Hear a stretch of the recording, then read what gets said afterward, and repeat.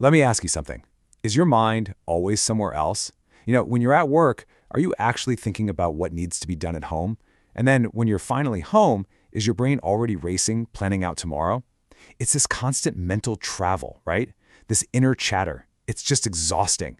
Your body is right here, but your consciousness, it feels like it's lost in 1,000 other places. If that sounds familiar, well, you're not alone. This quote really says it all. If you are here, you are not here. It's a clear sign that your inner world is in a state of conflict, constantly pulling you away from the incredible power of the present moment. But listen, there is a way to come back home to yourself. Welcome to Kailasa's podcast.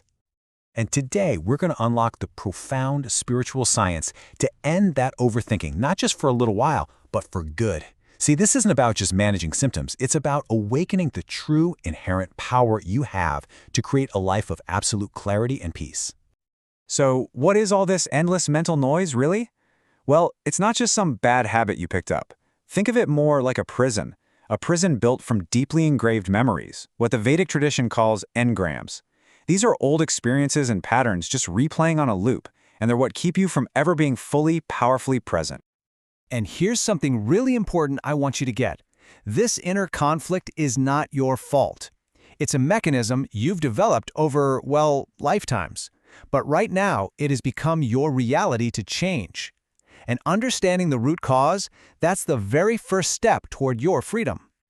Now this is where it gets really interesting. What is the true source of all this turmoil? The Supreme Pontiff of Hinduism, BHAGAVAN Sri Nithyananda Paramashivam, has revealed a groundbreaking spiritual science. Our inner conflict comes from the friction between 4 different versions of ourselves. 4 images built from our past that we are carrying around all at the same time. Okay, so first up is your inner image. This is the truth you hold about yourself. It's your private thoughts, your core beliefs, all those feelings no one else ever gets to see. It's the you that only you really truly know. Then number 2 is your outer image. This is the persona you project out into the world. It's the mask you might put on for your boss, or your friends, or even your family. It's that carefully crafted version of you that you want everyone else to see. Third, there's the other's image. Now, this one is about the perception others actually have of you, completely separate from what you're trying to project.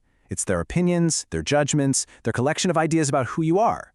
It's a whole other reality you're constantly trying to navigate. And finally, we have your life's image. This is your deepest programming. It's your fundamental worldview about life itself. It's all your generalized ideas about other people, about what's fair, about how the world is supposed to work. It is the very lens through which you see everything. So here's the absolute crux of it all. Overthinking is the direct result of the gaps, the incompletions between these 4 images. You see, when your inner image doesn't line up with your outer image, you feel like a fraud, right? And that creates self-doubt.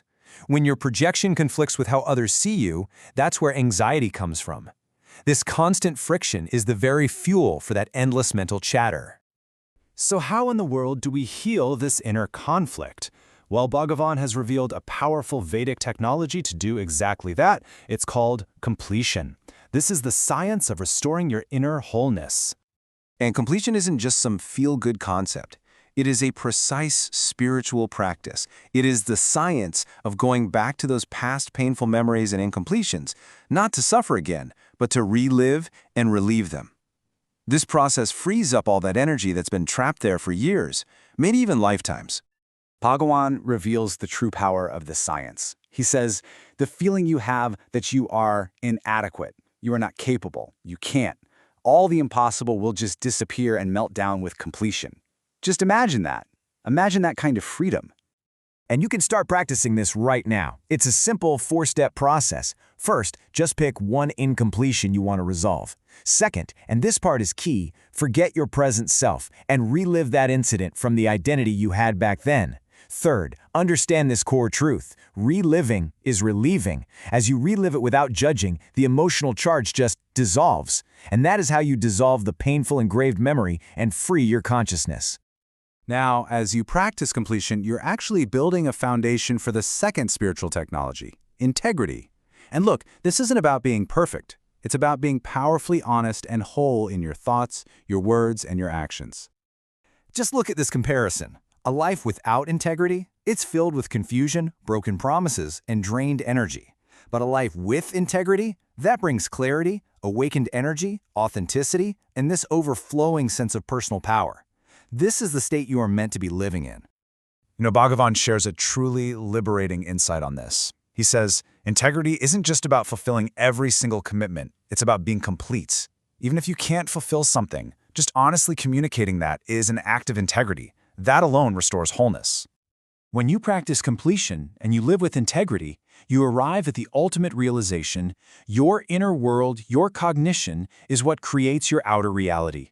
You literally move from being a victim of your circumstances to being the conscious cause of your life. This cognition from Bhagavan is just so profoundly empowering. Every problem you face is your decision taken in the past. Every obstacle you face is your decision you took. When you truly get this deep down, you stop blaming the world and you start creating the reality you actually want. So what is true success in this life? It's not about the money or the fame.